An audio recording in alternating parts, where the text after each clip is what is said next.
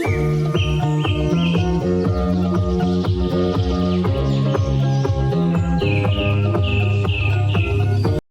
guys, this is Dr. Hub. Today we'll look at the hormones and we are going to focus on the chemical structure. And let's classify them. So first is based on the proteins and the polypeptide hormones. Protein and the polypeptide hormones. So what does this category include? So there are large proteins. So what do I mean by large proteins?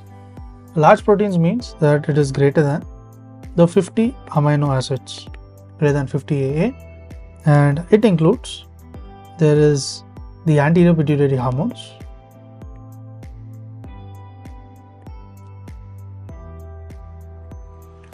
so what is there?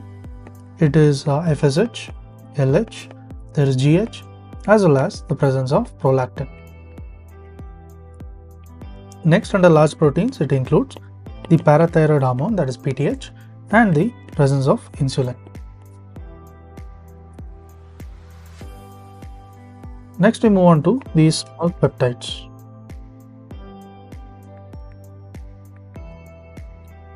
So small peptides, what do they mean? It means that it is less than amino acids, 50 amino acids. So it includes the posterior pituitary hormones.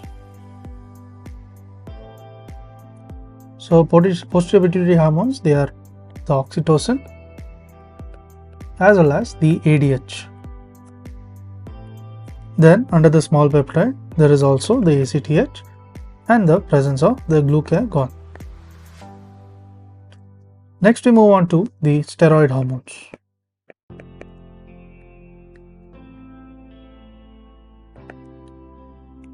So steroid hormones, it includes the presence of cortisol as well as there is the aldosterone. And looking at the, there is also, next there is a estrogen and the progesterone as well. Then comes the presence of the testosterone and the DHEA.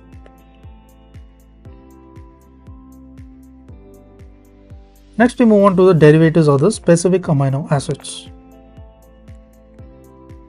Of the specific amino acids. So what do they include? There is tyrosine. So under tyrosine, there comes the thyroid hormones and also the catecholamines. Next, we look at the tryptophan. Under tryptophan lies the serotonin. That is nothing but the 5-HT as well as the melatonin. Next, we have the presence of arginine. So arginine has the nitric oxide.